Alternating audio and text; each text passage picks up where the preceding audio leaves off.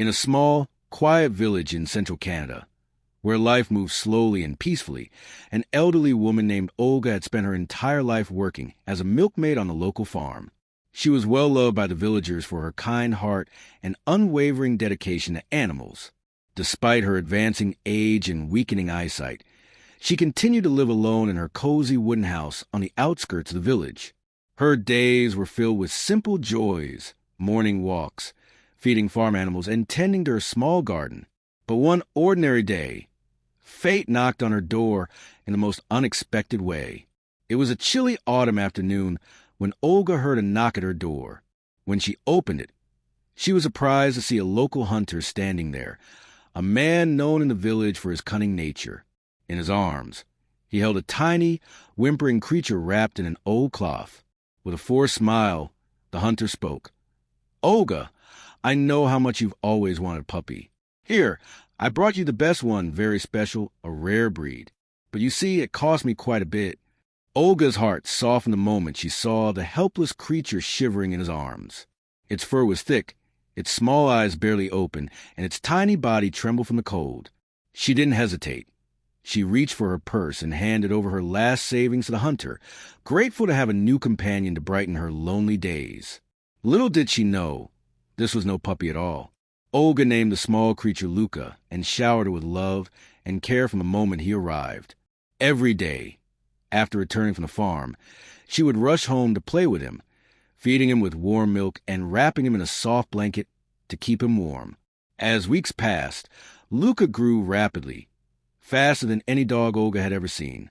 His paws became large and powerful, his body sleek and muscular, and his golden eyes glowed with an intensity that set him apart from other village dogs. But Olga, whose eyesight was fading, never noticed a difference. To her, Luka was simply her loving, loyal pet. The villagers, however, were not as blind to reality. At first, the villagers were curious about Olga's new pet, but as Luka grew, their curiosity turned into concern. They noticed how his behavior differed from a typical dog. He never barked, only growled softly when something startled him. He hunted silently, stalking birds and small animals with precise movements. He never wagged his tail like other village dogs did when happy. "Olga's pet is no dog," some whispered. "It's a wild animal." But no one had the heart to tell the kind old woman the truth until her granddaughter, Kadia, came to visit. One bright morning, Kadia arrived at Olga's house for a weekend visit. She was a young woman, full of energy and warmth, who loved her grandmother dearly. The moment she stepped inside, she saw Luka, now a strong, fully grown animal, standing near the fireplace, his piercing golden eyes watching her carefully. Kadia gasped, "Grandma, do you know what you've been raising all this time?" Olga smiled, reaching down to scratch behind Luka's ears. "Of course, dear. He's my precious puppy." Kadia shook her head in shock. "No, Grandma. This isn't a dog, it's a wolf." For the first time, Olga hesitated. A wolf? She reached out to touch Luka's face, feeling the strong bone structure beneath his thick fur. Her heart pounded as realization sank in. But instead of fear, she felt love. Kadia tried to convince Olga to let Luka go. "He belongs in the wild. Grandma, what if he becomes dangerous?" But Olga stood firm. "He's mine, and I won't abandon him." By now, Luka was no longer just a pet. He was family. He had never shown a single sign of aggression, never harmed a soul. He trusted Olga completely, and she, in return, trusted him.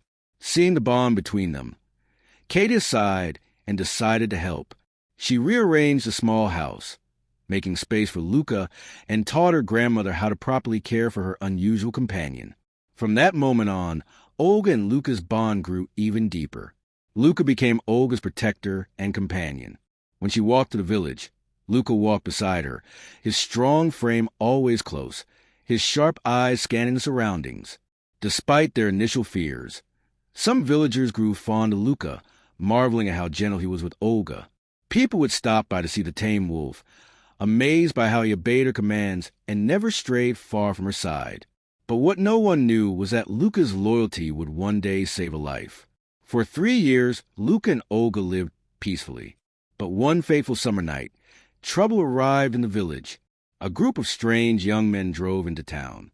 Their loud music, reckless behavior, and drunken laughter disturbed the peaceful evening. The villagers kept their distance, too afraid to confront them. Then, something terrible happened. Kadia, who had gone out to buy food from the village market, crossed paths with the men. Seeing her beauty, they began making crude comments, laughing and calling after her. She ignored them and walked faster. But they didn't stop. One of the men grabbed her arm, trying to pull her toward their car. She struggled, her heart pounding in fear, but she was outnumbered. And then a deep, menacing growl filled the air. From the nearby trees, Luka emerged, his massive form illuminated by the moonlight. His golden eyes locked onto men, his fur bristling, his teeth bared in a terrifying snarl. In an instant he charged. With a powerful leap, Luka lunged at Kadia's attackers, knocking one of them to the ground with his massive paws. His jaws snapped inches away from another's face.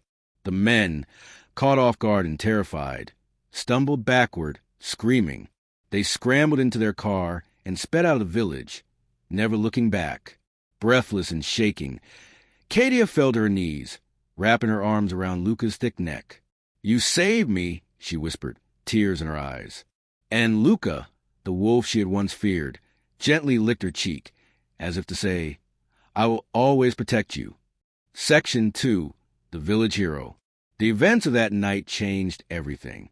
The once quiet village was buzzing with stories about Luka, the wolf who had saved Kadia from harm. Those who had once feared him now saw him in a new light. No longer just an unusual pet, Luka had become a hero. Word spread quickly, and soon people from neighboring villages came to hear about the incredible wolf who lived among humans. The same villagers who had once whispered about Olga's wild pet now spoke of him with admiration. They would come by Olga's house, bringing treats for Luka, eager to catch a glimpse of a protector who defied all expectations. Even the village elders, who had been wary of Luka, now saw him as a guardian. "It seems love has tamed the wild," one of them remarked. "Perhaps we have underestimated the bond between animals and humans." Despite all the attention, Luka remained the same. He still spent his days beside Olga, accompanying her on walks, his watchful eyes always scanning their surroundings. He never left her side, as if he understood his purpose: to protect the woman who had once saved him. One evening, as Olga sat on her porch, she looked down at Luka and smiled. "You were meant to be with me, weren't you?" she whispered. Luka let out a soft huff, resting his head on her lap. For Olga, Luka wasn't just a pet or a protector. He was family, and nothing would ever change that. The sun rose slowly over Quiet Village, casting a golden glow over the wooden houses and well-tended gardens. Birds chirped from the trees, and the gentle breeze carried the scent of pine from the nearby forest. But this morning was different. The night before had changed everything. Luka, the wolf that once lived in secrecy, was now the village's biggest hero. Whispers turned into admiration. It started with whispers. At dawn, word had spread like wildfire. The villagers, still shaken by the incident, gathered at the local market, exchanging pieces of story as if it were a tale from a distant land. "Did you hear about Luka? That wolf. He saved Kadia from those men." "A wolf? Protecting a human? It sounds impossible." "No, it's true. My neighbor saw it. He chased those men out of the village." The same people who had once feared Luka were now filled with curiosity, admiration, and even awe. They remembered when he was just a strange animal in Olga's house, a silent shadow that moved beside her without a bark or a wag of his tail. Now, they saw him for what he truly was: a protector, a guardian, and a part of their community. For years, the villagers had questioned Olga's decision to keep such an animal close. But now, they saw that her kindness had tamed the wild in a way no one thought possible. That morning, Olga woke up early, as she always did, her old bones aching slightly from age, but her heart lighter than it had been in years. She opened her door, expecting another quiet day, until she saw them. Villagers, lots of them. They stood outside her house, talking amongst themselves. Some held small gifts, freshly baked bread, fruits, even small treats meant for Luka. They weren't here to judge anymore. They were here to see him. Olga, surprised, stepped onto her wooden porch. "Oh my, what is all this?" she asked, clutching her shawl against morning breeze. One of the men, the village blacksmith, stepped forward. He was a broad, sturdy man who had always been skeptical of Luka's presence. "Olga," he said, clearing his throat, "we heard about what happened last night. About Luka and Kadia." He hesitated, as if unsure how to express his next words. "We misjudged him. We all did. We thought he was dangerous. But he proved us wrong." A murmur of agreement rippled through the crowd. Some nodded. Others exchanged glances before stepping forward. "We wanted to thank Luka," an elderly woman added, "and you, for raising him the way you did." Olga's heart swelled with pride. She turned toward Luka, who had just stepped out of the house, his large paws making almost no sound against the wooden floor. His golden eyes scanned the crowd, cautious but calm. Then, to everyone's amazement, Luka did something unexpected. Luka's silent acknowledgement. Instead of backing away, Luka stepped forward and sat beside Olga, his massive form towering over a frail frame. His ears flicked as he observed the villagers, and then he lowered his head slightly. It wasn't a bow, not exactly, but it was close. The villagers gasped softly. It was as if Luka understood their presence, as if he sensed a shift in their feelings. No longer an outcast, no longer feared. He was one of them now. A child, no older than 5, tugged at his mother's sleeve. "Can I pet him?" he whispered. Olga chuckled. "Come here, little one." With hesitant steps, the boy approached. His tiny fingers reached out and touched Luka's thick fur. Luka didn't move. He simply sat there, letting the child run his hands through his coat. And just like that, the fear was gone. A newfound respect. From that day forward, Luka became a symbol of protection in the village. People who once crossed the street to avoid Olga's house now came by just to catch a glimpse of Luka. Some even left food for him. Small pieces of meat, fresh water in bowls, and even homemade biscuits meant for dogs. The village elders, the most traditional of them all, finally acknowledged Luka's presence. "It seems love has tamed the wild," one of them murmured over tea. "Perhaps we have underestimated the bond between animals and humans," another agreed. But Luka was never one for fame. He remained as he always was, calm, watchful, and fiercely loyal to Olga. Every morning, he would follow her as she walked through the village, his sharp golden eyes scanning their surroundings. To Olga, Luka wasn't a guardian of the village. He was family, the ultimate test of loyalty. Months passed, and the village settled back into its routine. But one evening, as the sun dipped behind the trees, a new challenge arose. A group of wild coyotes, desperate from hunger, began circling the village's livestock pens. The farmers noticed tracks in the dirt, the faint scent of danger lingering in the air. It was Luka who sensed them first. That night, as Olga was settling into bed, she heard it, the distant, eerie howls. Luka, who had been lying at her feet, suddenly lifted his head. His ears perked, his body tensed. Then he was gone. Luka rushed into the night, his powerful legs carrying him toward the farmlands. By the time the farmers arrived with torches, they saw a fierce battle in the moonlight. Luka standing his ground, his fur bristling, as the coyotes snarled and snapped at him. With one mighty growl, Luka lunged, knocking one of the coyotes back. The others, sensing his strength, hesitated. Then, as quickly as they had come, they retreated into the darkness. Luka stood there for a moment, watching, ensuring they wouldn't return. Then, satisfied, he walked back to Olga's house as if nothing had happened. The farmers, stunned, could only stare. "He's not just protecting Olga," one whispered. "He's protecting all of us." Luka's place in the village. From that night on, Luka was no longer just a legend. He was a guardian of the entire village. His presence alone was enough to keep danger at bay. Strangers passing to the village would often pause when they saw him standing at the edge of Olga's porch, watching. And somehow, they knew this was not a village to be messed with, a moment of reflection. One evening, as Olga sat on her porch, she looked down at Luka, who was resting beside her feet. She reached out, stroking his thick fur, and sighed. "You were meant to be with me, weren't you?" Luka let out a soft huff, as if in agreement. The village had changed, and so had he. But in the end, one thing remained the same: the unbreakable bond between an old woman and her wolf. And no force in the world could take that away. Luka had become more than just Olga's pet. He was now a guardian of the village, a silent protector whose presence reassured everyone. The same people who had once feared him now welcomed him, greeting him as they would any other respected member of the community.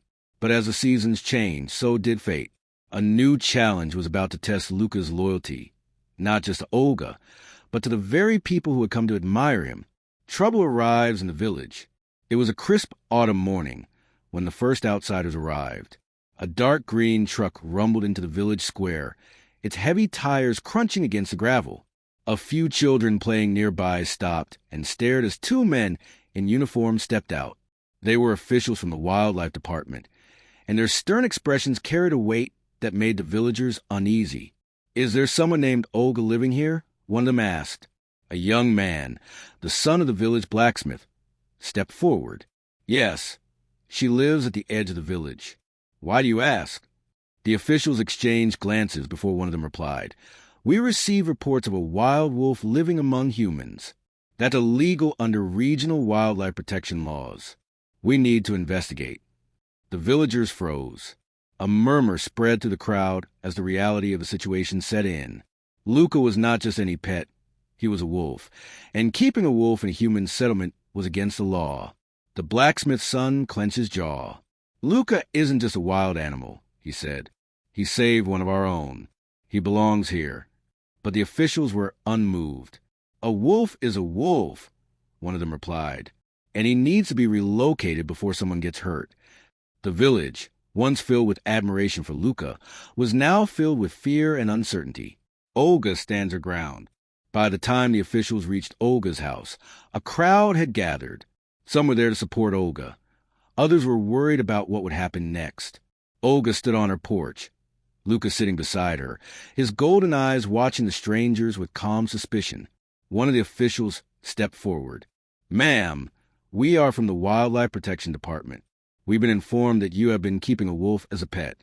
We need to take him into our custody." Olga lifted her chin, her eyes narrowing. "Luka is no threat to anyone," she said firmly. "He has lived with me for years. He has saved lives. This is his home." The second officer sighed. "We understand it has been part of your life, but wolves are unpredictable. If something were to happen, it would be on our hands." Luka let out a low, quiet growl, not aggressive, just a warning. The tension in the air was thick. The first officer reached for a tranquilizer gun, but before he could raise it, the villagers stepped in. The blacksmith's son, Kadia, the baker, even the village elder, they all stood in front of Olga's house, forming a wall between Luka and the officers. "You can't take him," Kadia said. "He belongs here," the elder added. The officers hesitated. They had expected resistance, but they hadn't expected the entire village to stand against them. Still, laws were laws. "We'll give you 1 week," the first officer finally said. "After that, we'll be back. If you refuse to hand him over, we'll have no choice but to take him by force." With that, they turned and left. The village stood in stunned silence as the truck rumbled away. And Luka, he simply sat beside Olga, as if nothing had happened. But something had changed. The fear creeps in. Over the next few days, tension filled the village. Some villagers, the ones who had always been skeptical of Luka, began whispering again. What if they're right? What if he turns on someone? It's still a wild animal. Maybe it's time to let him go. Even some of those who had defended Luka began to waver. The fear of authority had planted doubt in their hearts. And Luka, he sensed it. The change in the air, the way people hesitated before approaching him, the uncertainty in their voices. He didn't understand words, but he understood emotions. For the first time since he'd been a cub, Luka felt like an outsider again. Olga, ever perceptive, noticed. She ran her hands through his thick fur and whispered, "You are not leaving my boy. Not if I have anything to say about it." But deep down she knew the decision might not be in her hands anymore. The night before the deadline, The evening before the officers were set to return, Olga sat on her porch, Luka resting at her feet. The village was quiet, but the unease was heavy. "They will take him," the village elder finally said, breaking the silence. "They will try," Olga replied. Kadia clenched her fists. "There has to be another way." But there wasn't. The law was clear.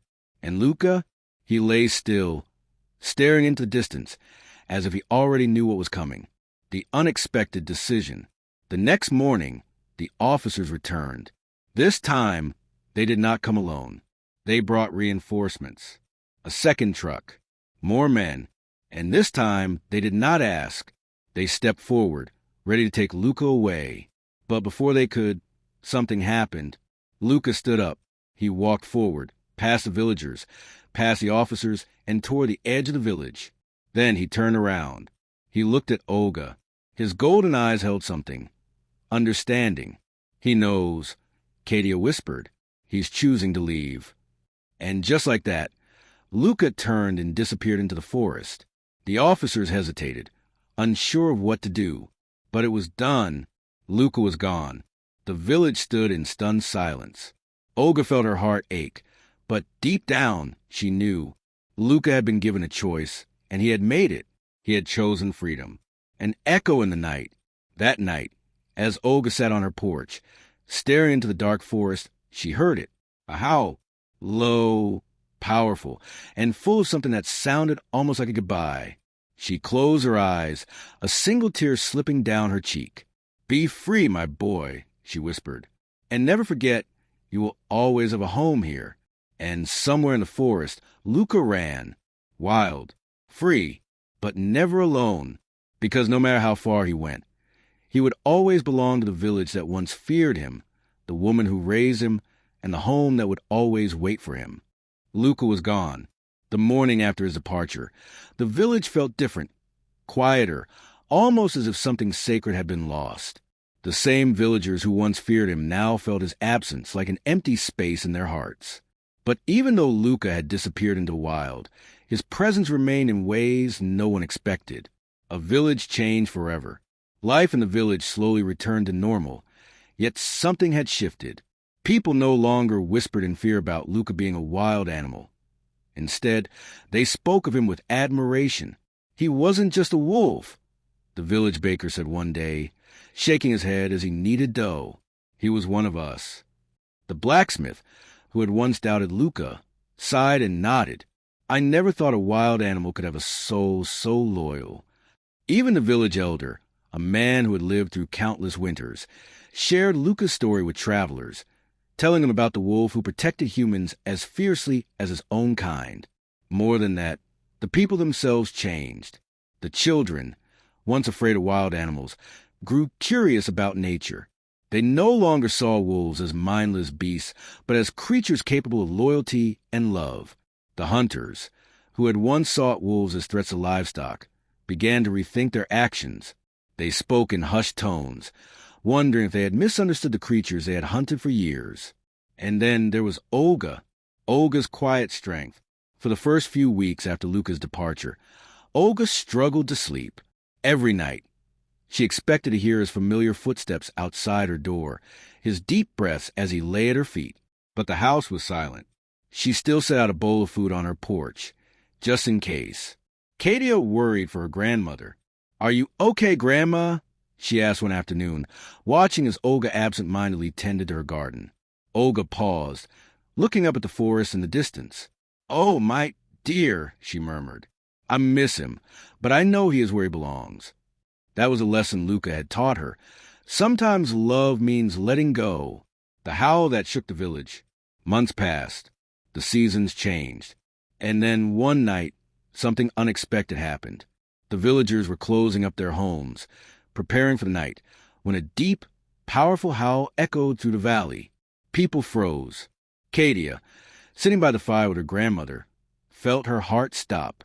Olga, her hands trembling, stood up and stepped onto the porch. There, in the distance, near the tree line, golden eyes glowed in the moonlight. Luka had returned, if only for a moment. He did not approach, nor did he linger, but he howled once more, a sound that carried across the village, a message that was clear to all who heard it. I am here. I have not forgotten you. And just as quickly as he had come, he vanished back into the wilderness. But his message remained. From that night forward, the village no longer feared wolves. They are not just beasts, the village elder told the children. They have hearts, just like us. Luka's legacy lives on. Years later, Luka's story became a legend. The villagers built a small wooden monument near the village square, a simple carving of a wolf with golden eyes, standing tall. Below it, an inscription read, Luka, the guardian of the village. May we never forget the lessons he taught us.